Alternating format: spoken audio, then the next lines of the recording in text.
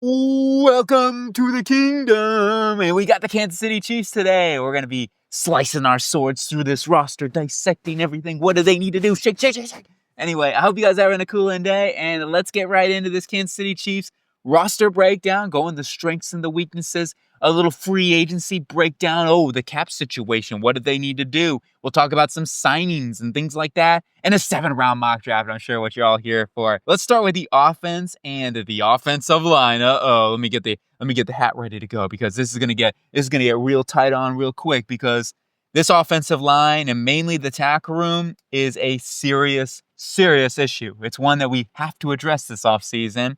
And I'm sure that they are going to be looking at this. Brett Veach, this is priority number one they have to figure out. Wonya Morris, Kingsley Suamatea, day 2 picks that they just haven't been able to work out so far. Now, Suamatea, I like him coming out of BYU as a guard. I think he could be a really, really good guard. He just struggled on an island, and it showed here for the Kansas City Chiefs as a rookie. Can he get better? Possibly, yes. But I really like him on the inside as a power player. Put him in limited space. Don't put him on an island. And I think he's going to be a lot better in that scenario. Let him develop to be the future, either for Joe Thuney or over potentially for next season and Trey Smith if you end up losing him. I just think that makes a lot more sense. Now, Wonya Morris might be the odd man out. Maybe just let him go as your swing man. He's not super expensive. So this next season, you keep him around just as a swing tackle. I'm cool with that. You can't go into the next season, though, with Wonya Morris as your starting left tackle.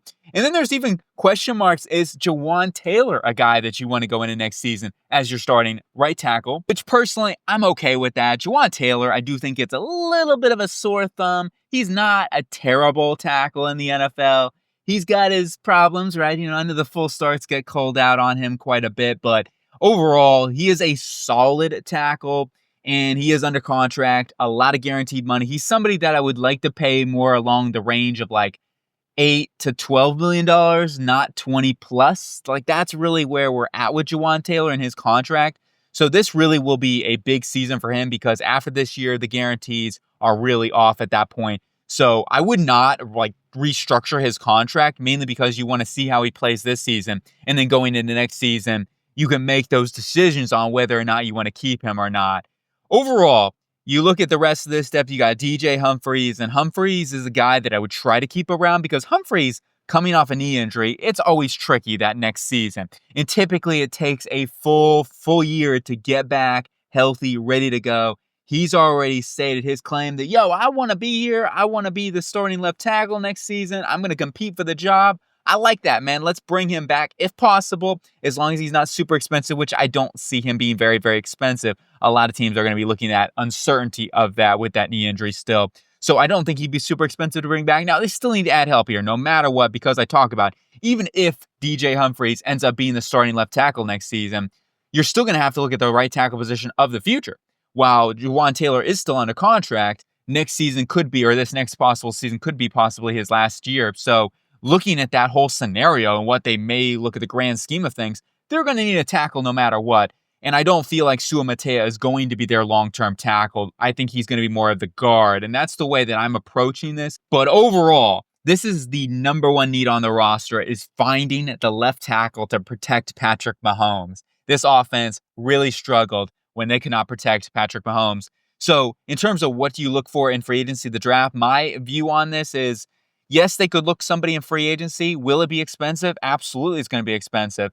That's why I kind of lean towards bringing DJ Humphries in here. I think the upside and what he brings to the table, like knowing that he is a good left tackle when healthy, and if you expect him to be that year after the recovery, getting better, getting healthier, getting stronger, I think the argument of picking him up for like a $2 to $4 million 1 year deal comparative to going out and signing one of those top Ronnie Stanleys, the Aldrich Jacksons for $15 to $25 million, it's tough, right? You have to understand that so many things to look at. Is it worth that cost with their cap scenario? I mean, they're not in a bad situation. They can restructure and get very quickly some cap flexibility. But my view on this, as tough as they've missed on some, second and a third round pick with Wonya Morris and Suamatea at this point, I think you still have to keep your eye on the swivel in the draft. If one of those tackles becomes available, and in this draft class, they might have a real chance of getting a tackle in the first round, maybe a small trade up, or just somebody that drops because of where the tackles are valued and where I think it makes sense is more towards the end of the first round in this draft class. So we'll keep in a lot of those things in consideration when we get into the free agency mark. But no matter what, this is something we're going to be addressing. And then onto the interior of the offensive line. This is not as big of a need. I think they've got a lot of guys here that can play. And also looking into the future, too. So while you got guys like Joe Thuney going into the last year of his contract, he earned the MVP for this team on the offense and well-deserved. This guy is an absolute phenomenal offensive lineman, one of the best guards in the NFL. Now, you see what happened versus top-tier talent in the Super Bowl. You go against the Josh Sweats, you go against the Nolan Smiths, Brandon Graham, then it's going to be a little more of a challenge as a guard, which is what Joe Thuney is. And that's why ideally you put him back at left guard. That was more of an injury emergency scenario positioning with Joe Thuney. I want to put him at left guard again. He's a guy that is a dominant left guard, one of the best in the NFL, if not the best in the NFL. You can make the argument very surely. Creed Humphrey, one of the best centers, if not the best center in the NFL at center. He's under contract. Now, Trey Smith. I will say this with Trey Smith. I thought he did struggle at times just from watching the games. That's just my opinion. Now, I'm not saying he's bad. He's really good. He's a very good guard. But I do think this was a down year compared to last season. I thought he was better last year. That's just from my eyes. Let me know if you think I'm wrong on that. I totally understand. But I feel like he did get beat more often than when I saw Trey Smith these past couple of seasons. Once again, still a very good right guard, but going into a contract year where he's going to get paid $20+ million. And I think they've got guys, whether that's Hunter Noraz from Penn State, their 4th-round selection, or Kingsley Suamate, or even Wanya Morris. Mike Caliendo wasn't terrible. He was definitely the weak link, I think, of their interior. Overall, like, he could definitely be a spot starter. He's a restricted free agent. They'll be able to bring him back on the cheap. You can always throw more picks on the offensive line, but for me personally, I think their interior looks pretty good going into next season and even for the future. Even if they end up letting go of Trey Smith, the tackle position is the priority one. And then we go on to the tight end position. Travis Kelce, what happens? Does he retire? Will this be an end of it on a phenomenal era? It's a tough one, but I do think he'll end up coming back. He said he's leaning towards coming back. It's still early in that process. I'm sure he's going to make that decision soon because they're going to have a decision to make with his cap space because there's not a lot of guarantees on that. Do they want to? I mean, they're not going to cut Travis Kelce. It would be more of a restructure. Maybe they add a couple of void years to it to get his cap number down. I could see them doing that. Overall, Travis Kelce, you keep your legends. If he wants to play one more year, you're doing it. It just doesn't make sense from an organizational standpoint and what you're trying to build in this football team. That would be such a terror. Patrick Mahomes, I'm sure, would revolt against that as well. Even though he's declining, he didn't have the season that you know from Travis Kelce. At the same time, there are also teams that know Travis Kelce. Let's double him. Let's make sure we put a safety. Let's use coverage over there. So there's some of that going on too. He's not as good as he once was, though, to be on all fairness too. He's still a very good tight end. But Noah Gray really stepped up his game this year, certainly as a receiver, as not just as a blocker too. So I think Noah Gray, you got Jared Wiley going to get fully healthy next season. Unfortunately, he had an ACL tear, I believe. So that was unfortunate early on in the season. But he's a guy with a lot of upside, he's got a good size profile and good speed as well. So we'll see if he can develop into the long-term Travis Kelce for this football. I mean, don't expect Travis Kelce, but maybe he can work into being that 1-2 punch with Noah Gray, who they just gave an extension to. And Noah Gray, I love Noah Gray, former Duke. He is just, I think he's a guy that's a little underrated in the NFL in general. He's got some wiggle to him, and he's a good route runner as well. So their tight end room, I'm not super worried about this. Let's go and talk about the wide receiving core now. And it starts with Xavier Worthy, 1st-round pick. At first, at the beginning of the season, he's kind of used more as strictly a gadget guy, jet sweeps and things like get the screens and things like that. But as the season went along, you saw more and more of Xavier Worthy and really what he can be in this offense. And you go to the Super Bowl as a deep threat. Yeah, versus some of it was some backup, so you got to consider that too. But in general, at the end of the season, he was playing a lot better. So it's not just versus backups, versus the Eagles. Like throughout the end of the season, he looked like a more of a 1st-round type of pick. So I think he'll be a player going forward that you feel good about, is going to have at least an impact for this team, and could end up being a really good starter for them. Obviously, his speed is worthy. And then you got DeAndre Hopkins, who they traded for. Hopkins, at this point in his career, while he's not bad, you definitely see a drop-off. He doesn't have that yak ability that he once had. He doesn't have the separation, really, that he once had. Even his hands aren't as strong as they once were. He had some uncharacteristic drops for what I normally see from Nuke Hopkins. And then you got Raji Rice. It's so frustrating. Him and Patrick Mahomes, obviously, that whole scenario, running into him and injured. but Raji Rice still should have a full ample timetable. So that's the only good thing that I can say out of this is he should be ready to go for next season, barring any setback. I'm really rooting for Raji Rice. I'm a huge Raji Rice fan. Coming out of SMU, I don't know. It's just sometimes personality-wise, he just seems like a really fun guy, and I'm really rooting for this dude. So he does have to deal with some of that off-the-field stuff in the car incident thing, so he could be suspended. And that's why I would say, if you can, just bring back Juju Smith-Schuster. Who doesn't love Juju anyway? He's a good blocker. He's a tough-nosed guy. Knows how to sit in zone coverage and things like that. He's still got a decent yak ability. He's not an old wide receiver either, and he shouldn't be super expensive. He's kind of already stated he wants to stay in Kansas City anyway, and he came back. So I'm cool as long as it's not super expensive, like $1.5 million, somewhere in that range. I'm cool with that. Get him on like a veteran minimum deal. Besides that, you got Marquise Brown. Unfortunately, it didn't work out. Multiple injuries, of course, with him. So that's the big thing with Marquise Brown. You knew that going forward was just an injury history. Now, they had really good connection. I will say Mahomes and Brown, when he was healthy at the end of the season, they had a good connection.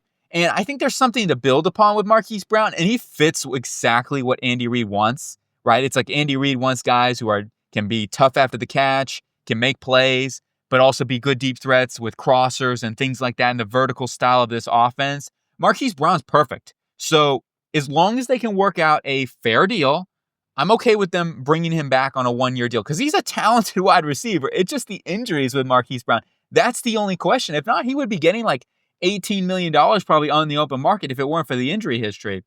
Overall, I would try to bring back Marquise Brown if you can. Now, Justin Watson, I'm cool if they bring him back, but I do feel like we can get a little younger in that regard. We can upgrade in general.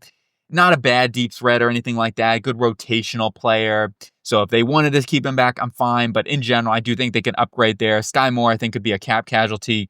Mecole Hardman, a guy that they could possibly practice squad. I'm not going to really look to re-sign him personally. I think Taquan Thornton can help fill some role from Justin Watson and Mecole Hardman if they need to. And with Nico Remigio being such a good returner, I think he's already the best returner in the NFL maybe at this point. He's up there. I'll tell you this right now. He's up there. He's really good. So, and hey, maybe you work him into a wide receiving role, possibly too. He could get a chance next season and going into his third year. And you got Jason Brownlee, former Jets guy. I like Brownlee a lot, so we'll see. And then Justin Ross, you never know. But overall, I would still say you have to add a wide receiver, another weapon, maybe another bigger target in this offense. That would be something who could help fill a possible void, even though Andy Reid typically doesn't seem to look for those type of guys. So we'll see what we can find out. But I'm going to try to add one more receiver. Let's go on to the running back room. And it starts with Isaiah Pacheco, who I will never knock his toughness. That is one thing I will always say about Isaiah Pacheco. He's one of the toughest, grittiest guys in the NFL. This dude just comes back from injury after injury after injury. Throughout his entire career, he's been dealing with so many injuries, but continues to fight back. I'm rooting for Pacheco. But you do need to consider this. You got to upgrade here. This was a huge problem for them in the playoffs. I felt like especially too throughout the season at times. They need more continuity in this running back room. They need more help. So I think this is an area they have to upgrade.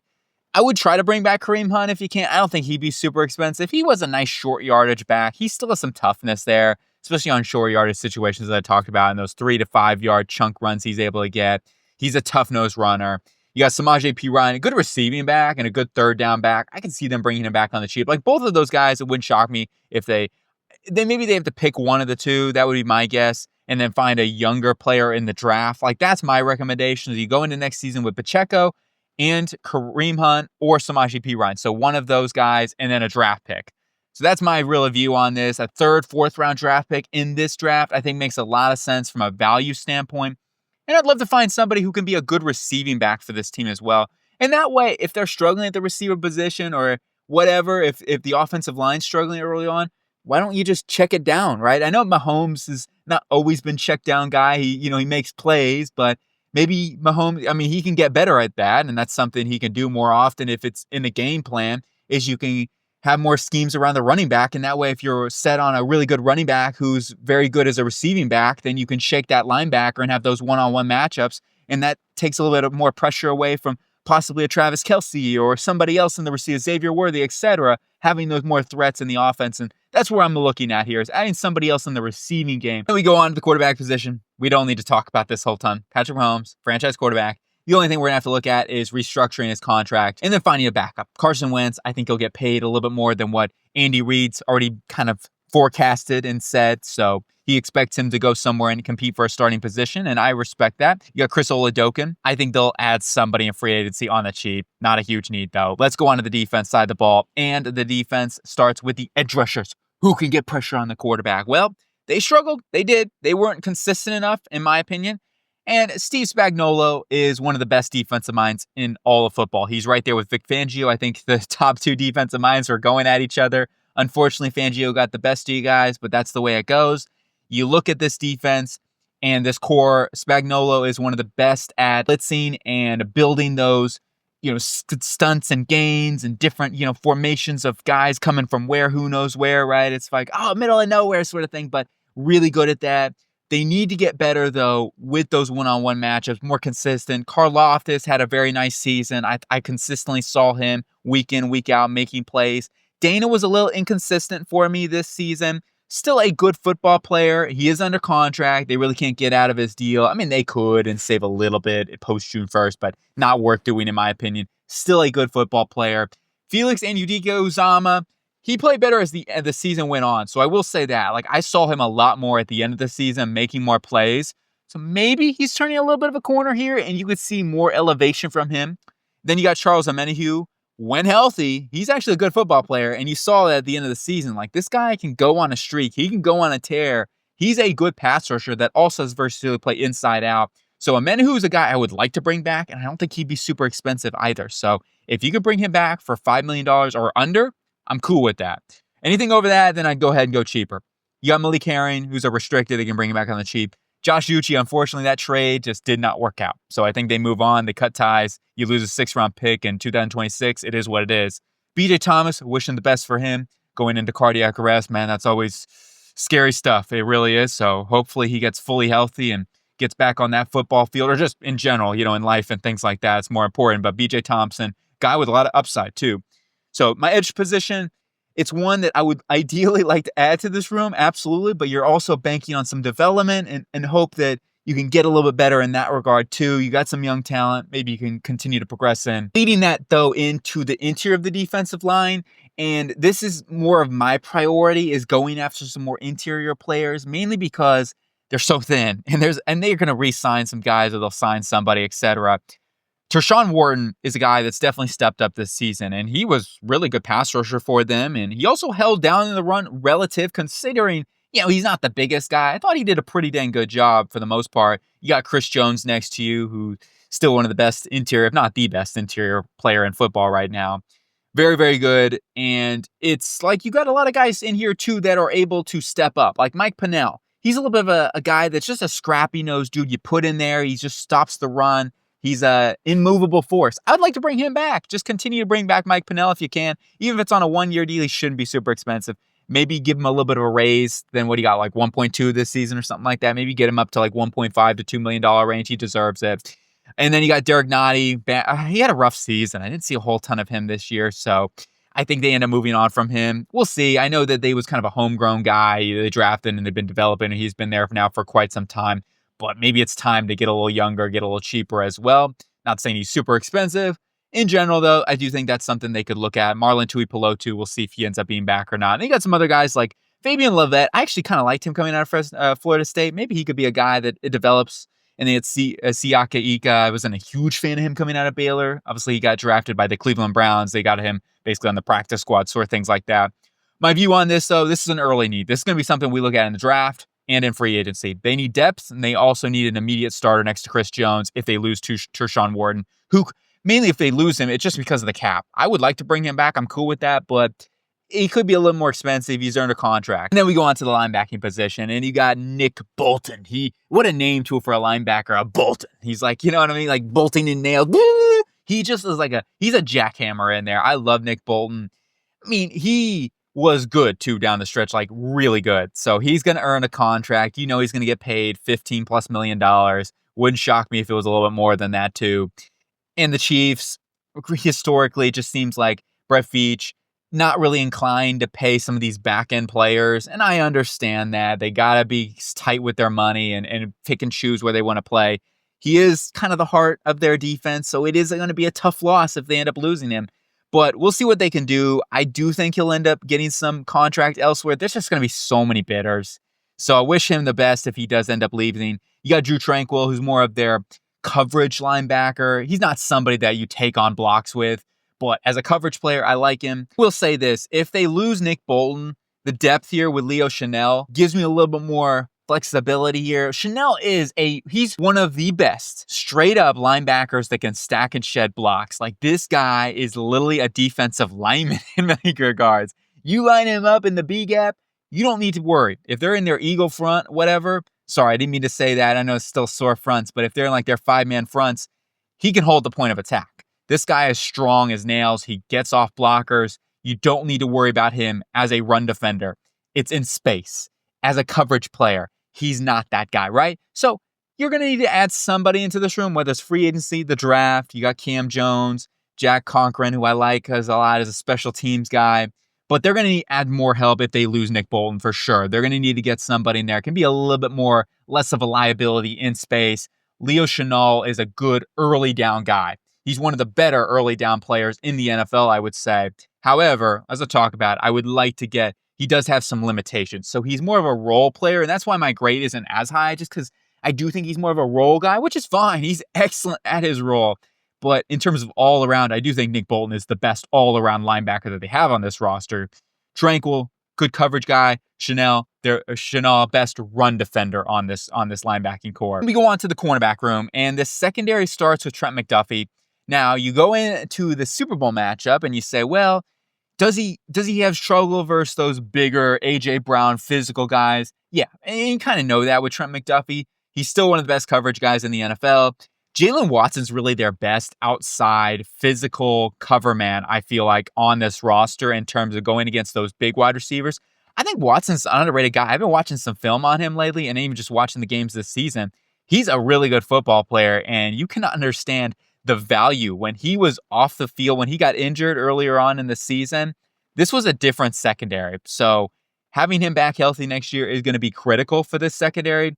You got Chamari Connor, who's a solid slot corner, hybrid safety. He played in the slot primarily this season, and he's a good blitzer. I also think he's a solid, sticking his nose in there and can make plays. He's a solid cover man. I wouldn't call him an elite cover man.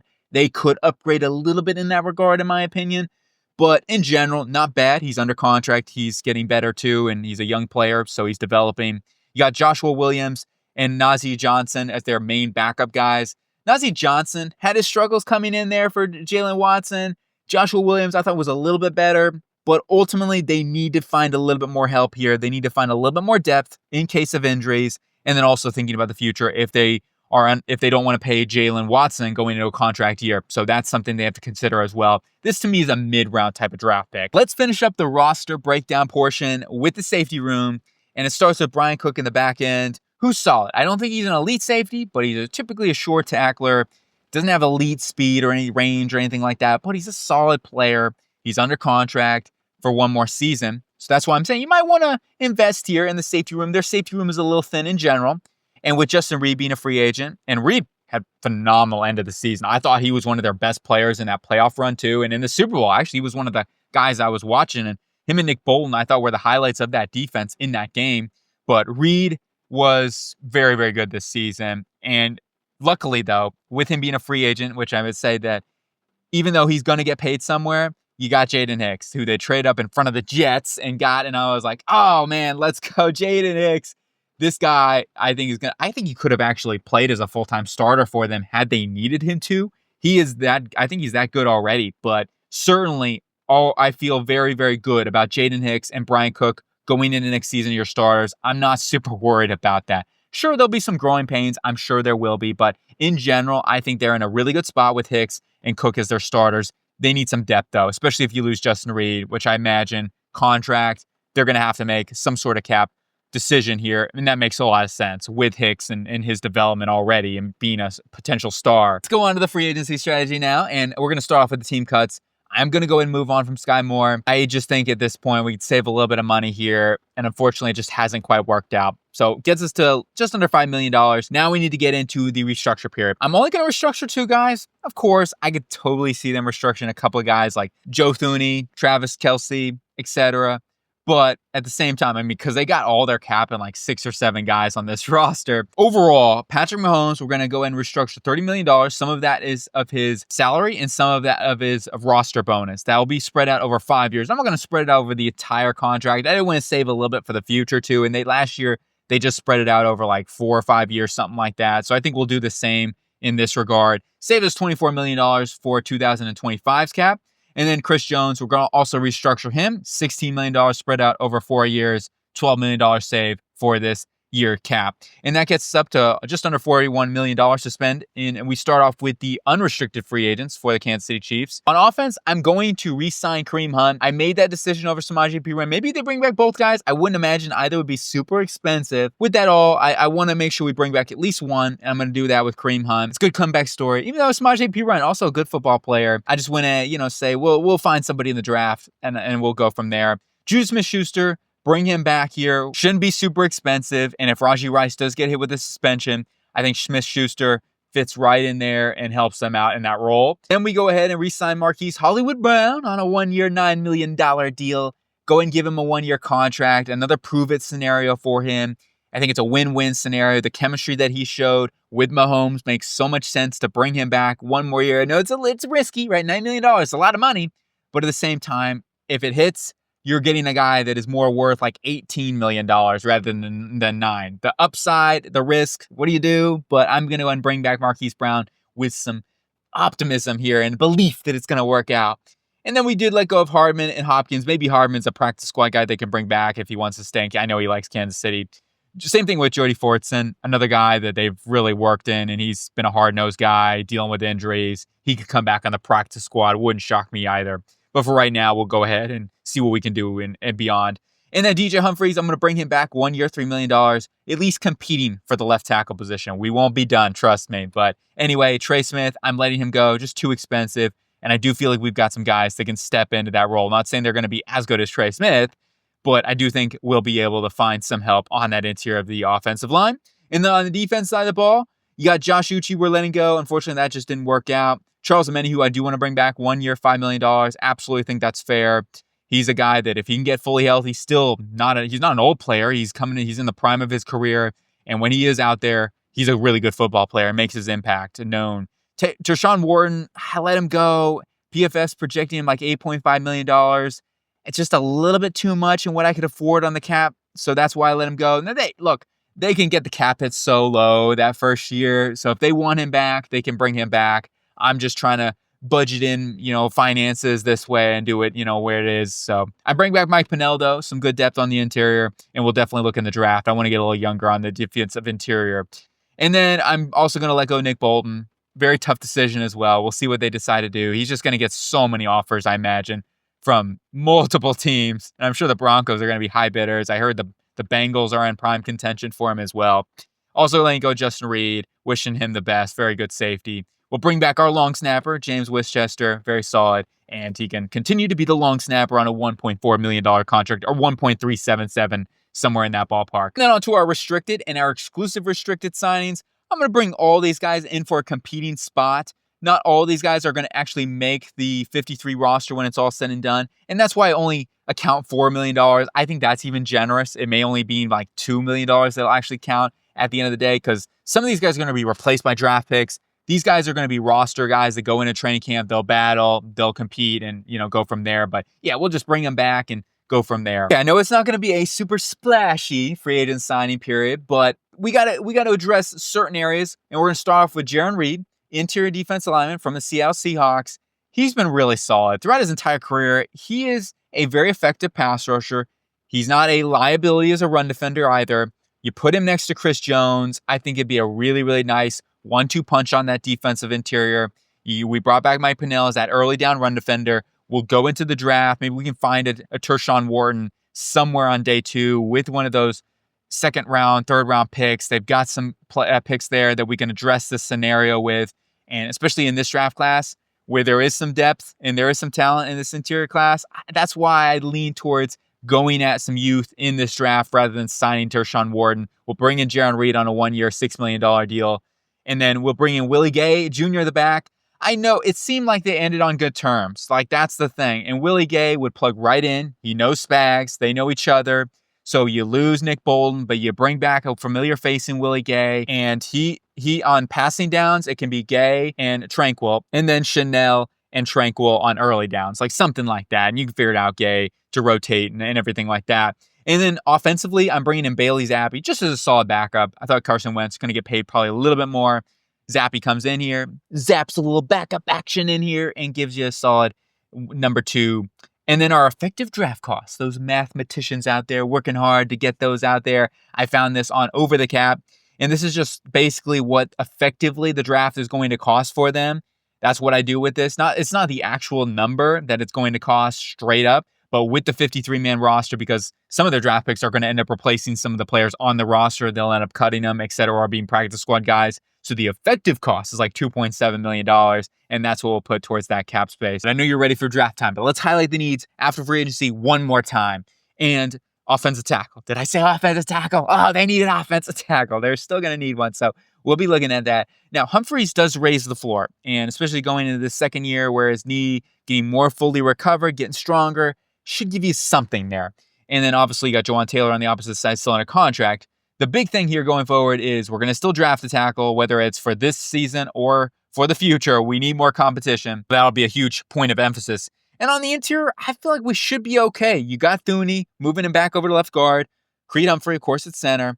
And then at right guard, you got a big competition between Hunter Norzag, Kingsley Sumatea, and then even Wanya Morris possibly, or Mike Caliendo. So you figure it all out, right? You got one of those guys to come in there and be your starter at that right guard position.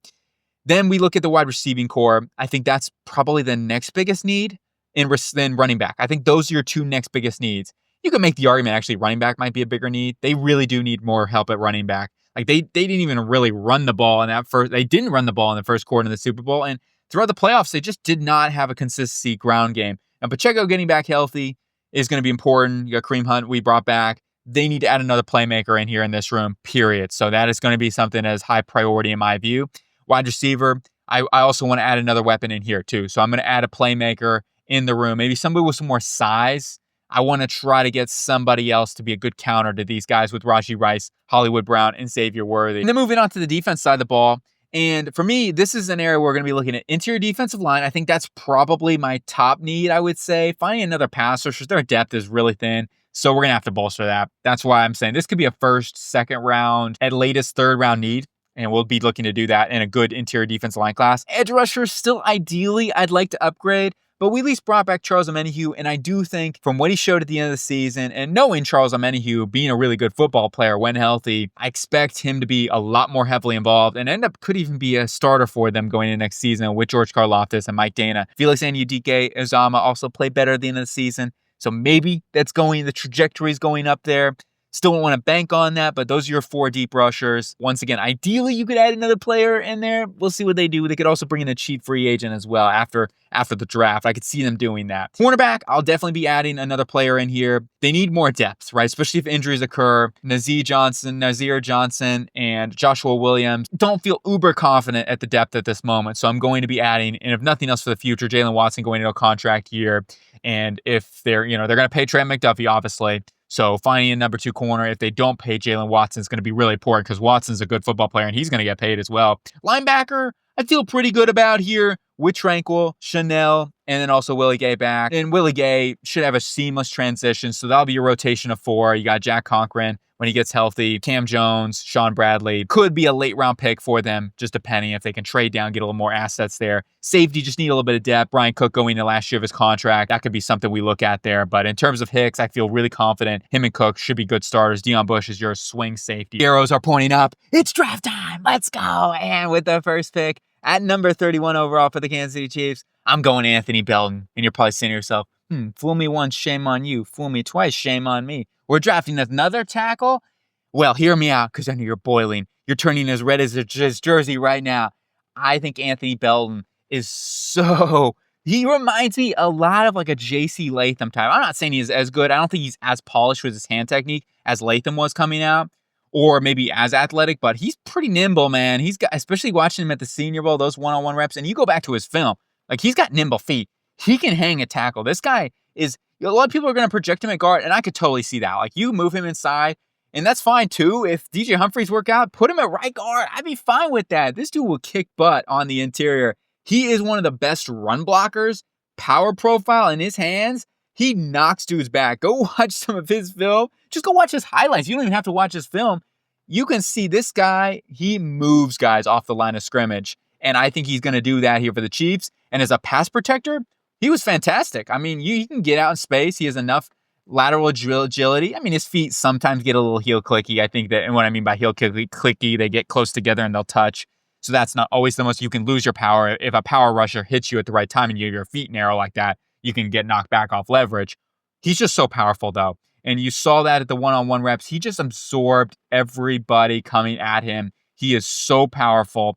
He's a big guy as well. He's got like dang near 36-inch arms or whatever, 35-inch arms. The dude he's got long wingspan. He's 345 pounds. So he could even lose 10, 15 pounds, get a little bit more agile even possibly without losing too much strength. Something like with JC Latham. I thought Latham lost a little bit of weight this season for the Tennessee Titans, looked a little bit more agile, moved over to left tackle from right now. Belton's already a left tackle. Anyway, I think he could be a really good player for this team. Just kind of clean up the hand technique a little bit more, and he's there, man. I think he'd be a really, really good player for this team. Huge fan of Belton. I know he's not being projected and mocked in the first round. I think he goes in the first round. So I think Darnell Wright would be another good possible comp for him too. And then we go on to the second round though. Omar Norman Lott. Tennessee. They go back to Tennessee and find a stud. Now, on the interior of the defensive line, Omar Norman Lott is a fantastic pass rusher. And I do think he's going to be more of a rotational player early on, even though he wasn't terrible in the run defense, watching film and stuff like that. But it is something that you say at the next level, it's going to be a bit of a liability with him. I do see him getting pushed back, especially on double teams. He'll get washed out.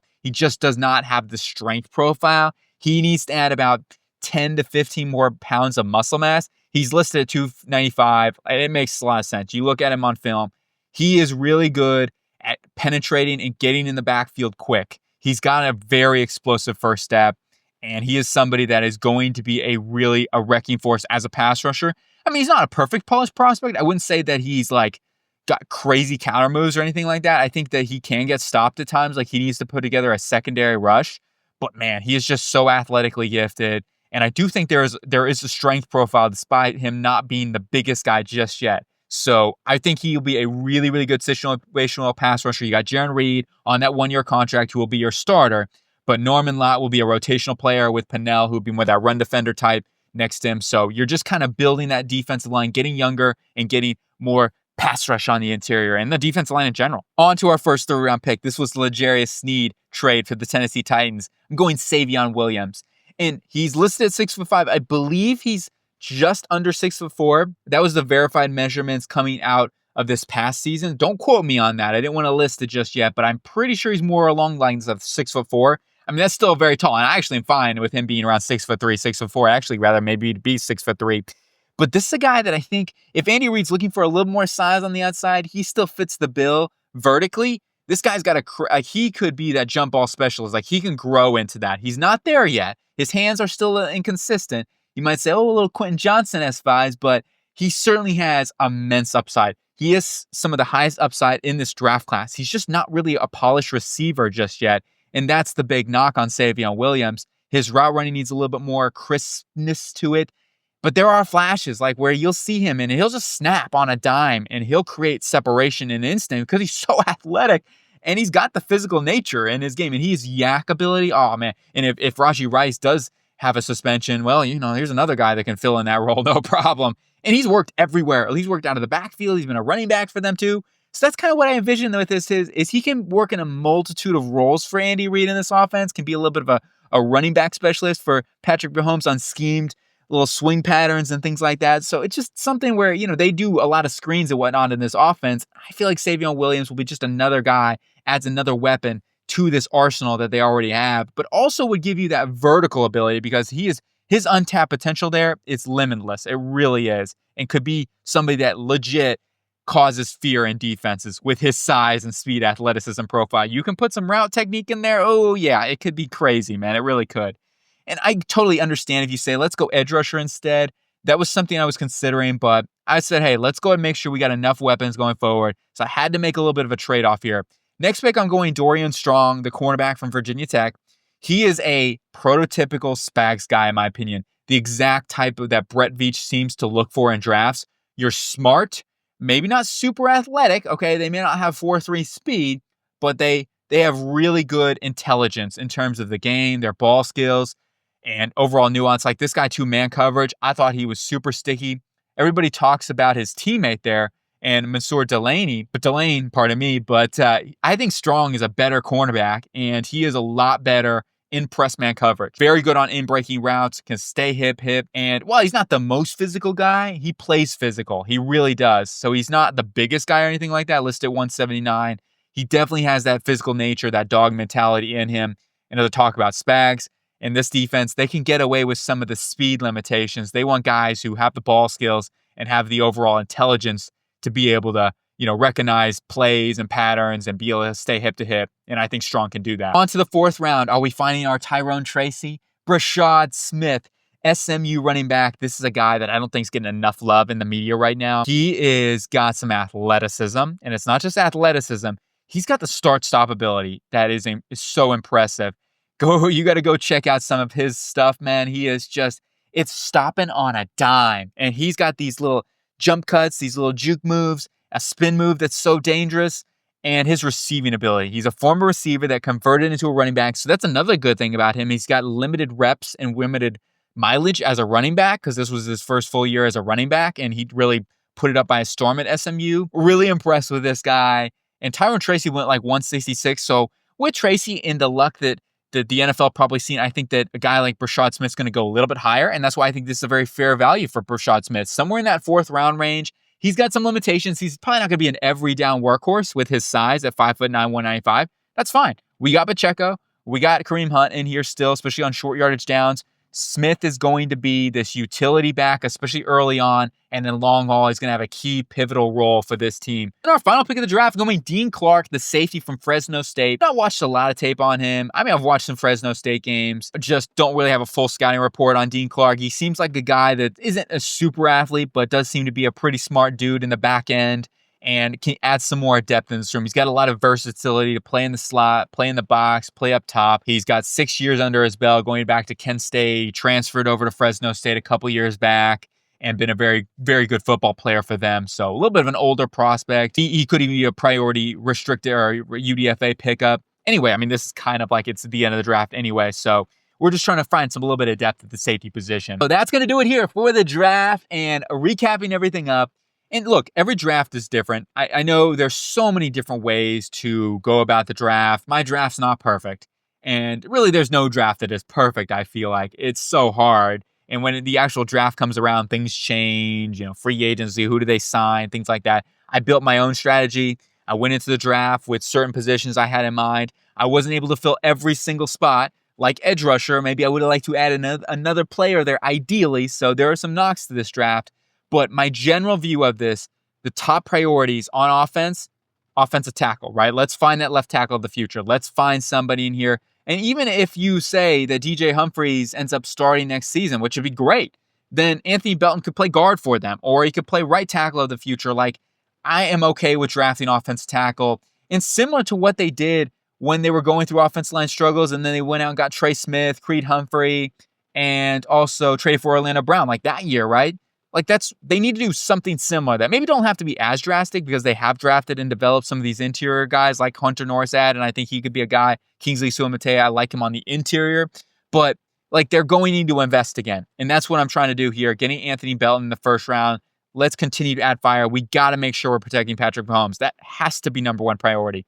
Wide receiver, you could say this is not as big of a need, especially with them hitting, I feel like, on Xavier Worthy and the development he showed at the end of the season, getting Rashee Rice back. But I do think with that suspension looming, yeah, you bring back Juju Smith-Schuster, and he should be good there. They still need one more piece. We did brought back Marquise Hollywood-Brown on a 1-year contract. But Savion Williams just kind of fills out this room, gives you 4 to 5 receivers that you feel really, really good about. Maybe even Nico Mikio can work into a receiving role as well, not just as a great kick returner and punt returner.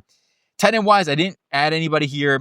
I want to see what they got in Jared Wiley. You got Noah Gray as number 2, Travis Kelce. I'm assuming he comes back. I mean, if he retires, then we might have to look at this as more of another need for this team. But overall, with it, Travis Kelce coming back, I think they got a group of 4 there. Running back, I did want to add somebody here. This is another thing. You could say add running back early. I wouldn't hate that either because they do need to address the running back position.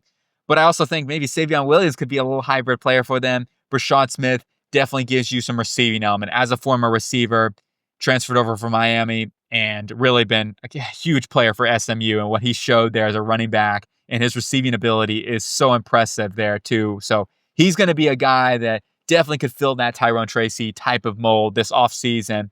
I think he's got more juice than Tracy does. I really do. I mean, he's not as big as Tracy, but he's got a lot of juice there, and just exactly what this offense needs, in my opinion. Needs to work on his pass pro, though. I will say that. And then we go on to the defense side of the ball. As I talk about, top needs here.